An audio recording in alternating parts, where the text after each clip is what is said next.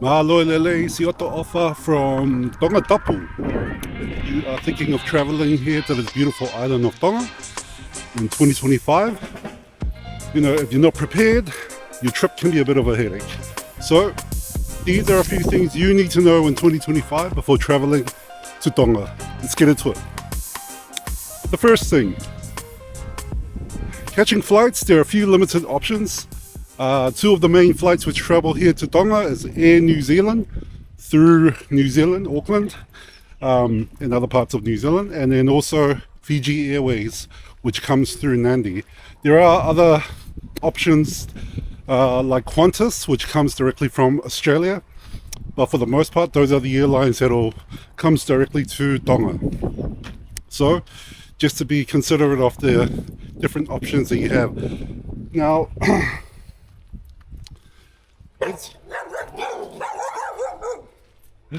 let's address that. So dogs are one of the things that you'll find here in Tonga. Dogs everywhere. You'll see stray dogs just wandering the streets, and you'll find domesticated dogs like those two there, which they're a little bit more territorial, and then they're a little bit more aggressive as well. And so here's my tip for dogs. Like you saw, they were barking, they came at me, I just kept walking. Just stay calm, okay? If you react, if you try to run, they'll start to chase after you. I've heard stories of people who are riding bikes across villages or going for a run, and dogs will start to chase after them. I've been walking everywhere for the past week. I've been here for over a week now, and I've been walking most of the places I've been going to and encountering dogs every time. And so for the most part, the dogs will bark and there's no bite at all. I mean, not for the most part. I haven't been bitten at all. And so I've just been doing the exact same thing I did back there, which is just walking and staying calm. Now,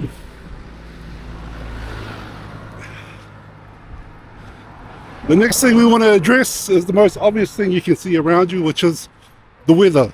So it is currently moving towards the end of June, and it's winter here in the southern hemisphere. So it is winter here in Tonga, which means that the weather is a little bit cooler, even though it's still warm. We're in the South Pacific. So even though you're coming to a tropical paradise, it's winter still if you're coming in the middle of the year, which means that the weather's cooler and you can expect rain, wind, and all sorts of things. So at minimum, I would suggest you pack some sort of warm jumper or jersey, something to keep you warm, because at night time the weather does drop, and when the wind starts to blow, it can be pretty cool. When you're traveling into Tonga, you can bring in anything, food, snacks, all types of things. You just need to declare it. Many people bring lots of food into Tonga. One of the ways that you can do that is by buying one of those big white styrofoam boxes, pack it, label it, and just declare it on your way in. You just need to declare all things that you are bringing to Tonga. Because if you fail to declare, then you will get a fine. So you don't want that. Now, Tonga is very much a cash-based society. You can use your card if you have a debit card or credit card in many places, but for the most part, cash is king here. So when you first arrive at the airport, there is an ATM, Bank of the South Pacific ATM, where you can withdraw some cash out. If you are wanting to use an online system like MoneyGram or Western Union, you can transfer money to yourself and then pick it up at the airport as well. So there are different options. I have another video that talks about the different ways that you can transfer or access money here in Tonga, and I'll explore 3 different ways which I tried and made a couple of big mistakes on those ones. So keep an eye out for that video. So cash is king. If you go to the markets, if you wanted to buy food somewhere, if you wanted to catch a taxi, public transport, cash is king. But you can still use your card in certain places, so just keep that in mind.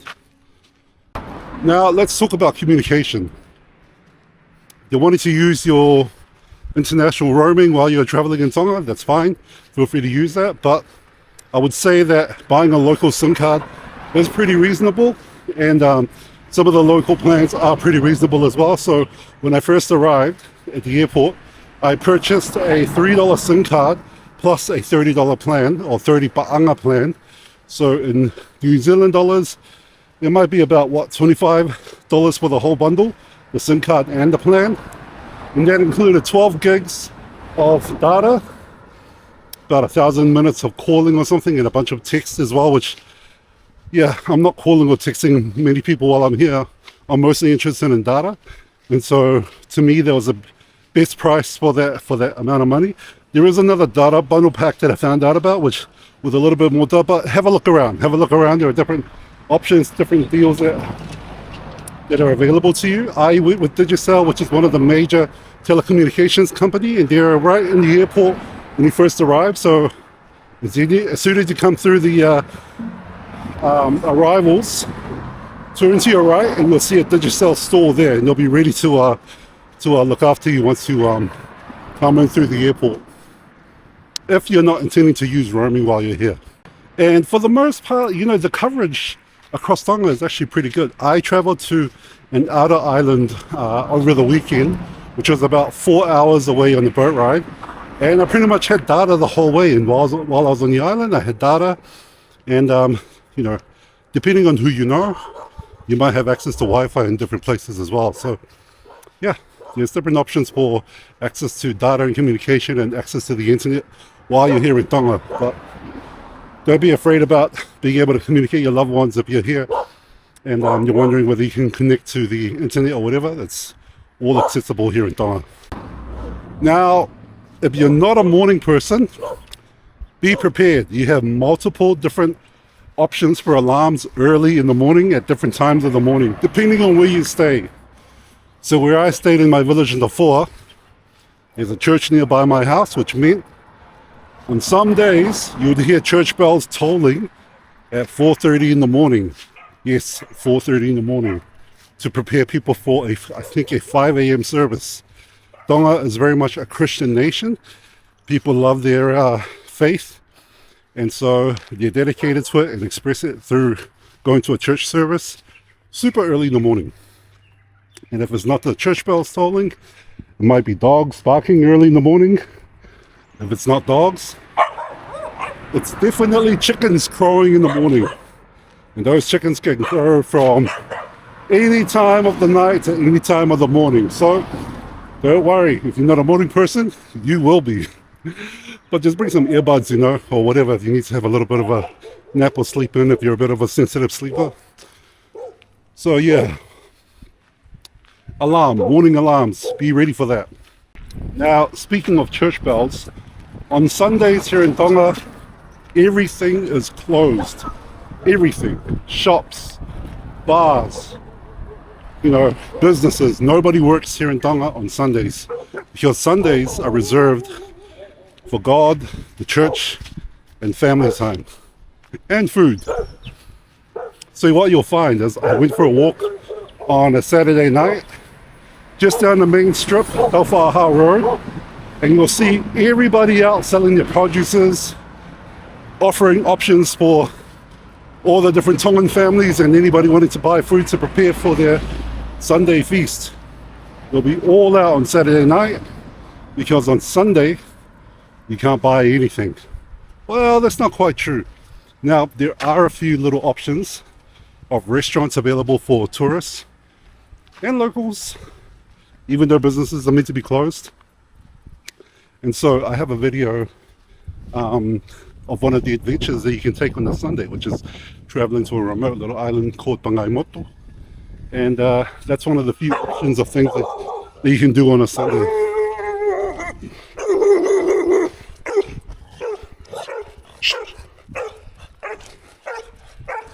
Hey, I can see those dogs. I just told you, dogs are all bark and no bite, although those ones are very aggressive. I just kept walking. And they're still following me. The back there is, hey. At most you can pick up a rock or a stick or something and pretend to threaten them with it, and they'll run away. But yeah, I wouldn't worry too much about dogs. And I know this is coming from This guy's really just following me. I know this is coming from a Tongan who grew up here at a young age, and I'm kind of used to this now. But I had a couple of people I met.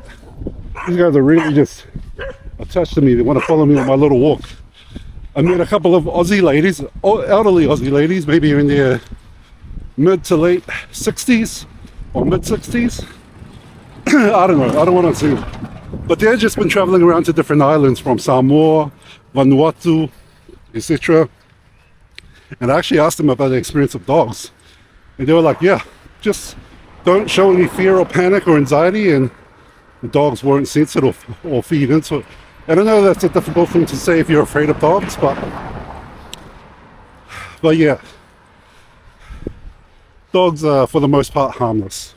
So anyway, I don't know if I've finished my point about Sundays in Tonga, but yeah, Sundays, there are a few options. There'll be a video that I created of a trip that I took to a remote island, so just keep an eye out for that.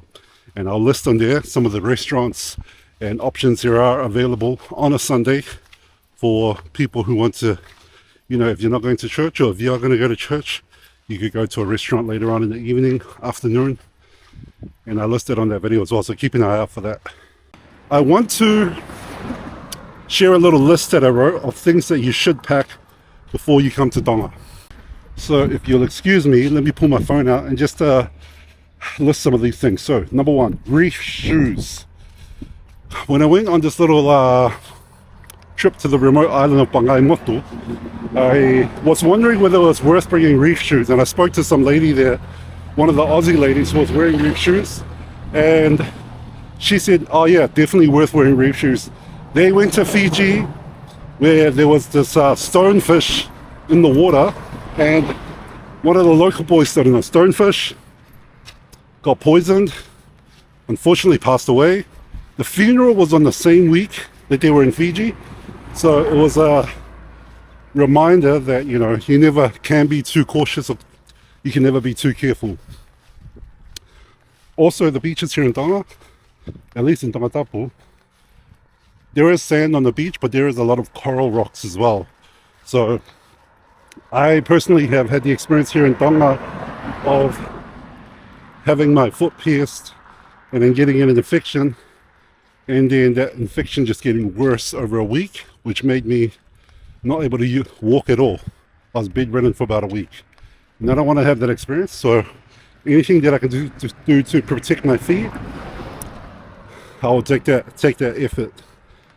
So reef shoes, I'd recommend bringing reef shoes. What else do we have on the list? Sunscreen and mozzie repellent. Yeah, so there is dengue fever going around the Pacific at the moment. Nope. And there are some cases here in Tonga, I believe, of dengue fever, which is transmitted by mosquitoes. And there's mosquitoes everywhere. So if you don't want dengue fever, you know, you need to be careful. Get some insect repellent. And the thing is, to be fair, I had the intention of buying some insect repellent. I haven't. I may have dengue fever. We'll find out in the next 2 weeks, because it only shows itself after 2 weeks of being infected or whatever. But I have been itching and scratching myself. Not a lot, but there's little bite marks, little itchy marks all over my skin. And that'll probably just be from me not applying any sort of insect repellent to get rid of all the mozzies. So insect repellent. In any sort of tropical island, you'll find insects. So if you want to avoid getting bitten by insects, yeah, come prepared. If you're coming from Australia or New Zealand, the style of power plugs that they have here in Tonga is the same. So you don't need an adapter. But if you're coming from America, then you will need an adapter. And I believe you can buy adapters here at the local shops. In the main city of Nuku'alofa, there's a few little gadgets shops that sell little electronics, including things like adapters that you can have a look at. And yeah, but otherwise you're fine if you're coming from Aussie or New Zealand.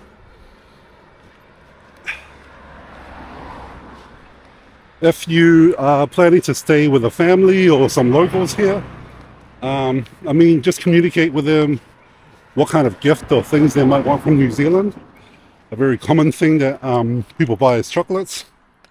Bring it here to Tonga, share it with all the family. My cousin bought a whole bunch of chocolates. I personally had a small budget, and so I didn't even buy a ticket that had a suitcase to go with it. I just packed my carry-on. But while I've been here, I've been able to create a few gifts, making nose flutes, and I'll be giving them out as well. So keep that in mind, some things that people from Tonga might want if you're planning to stay with some locals or families or whatnot, then, or even if you're going on a tour. Yeah, up to you, up to you.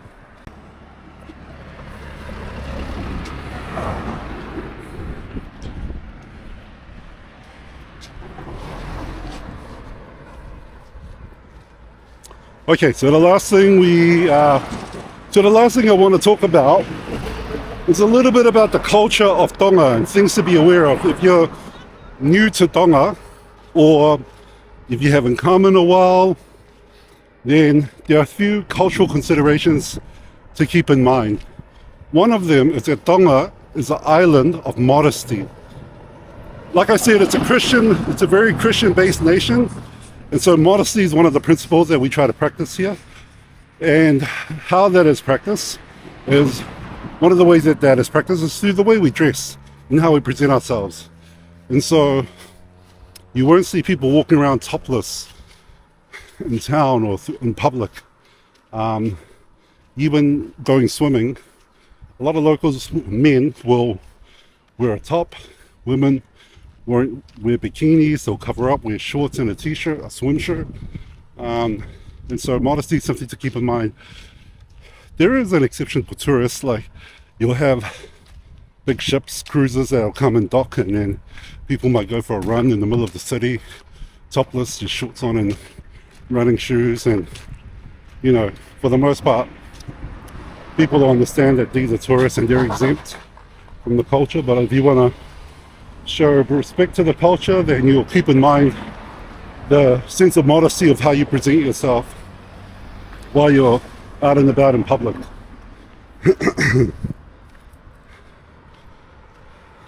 Another aspect of the culture is how you acknowledge people.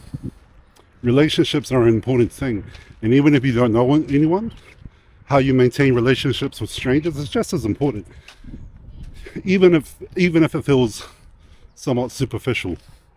So for example, I'm just walking along the road, and if I saw someone crossing on the opposite side or just hanging out in the building, if you make eye contact or have a look at them, for the most part you'll see them initiate some sort of contact, or you might initiate contact and they'll respond in kind as well, saying hello back or whatever it is, wave.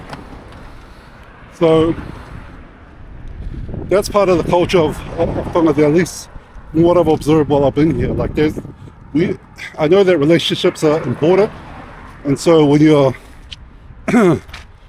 visiting family and relatives and whatnot, obviously you try to maintain those relationships, but just being out in public, it's almost just as important to see someone in public and just say hello, pass by and say whatever, acknowledge them in some sort of way.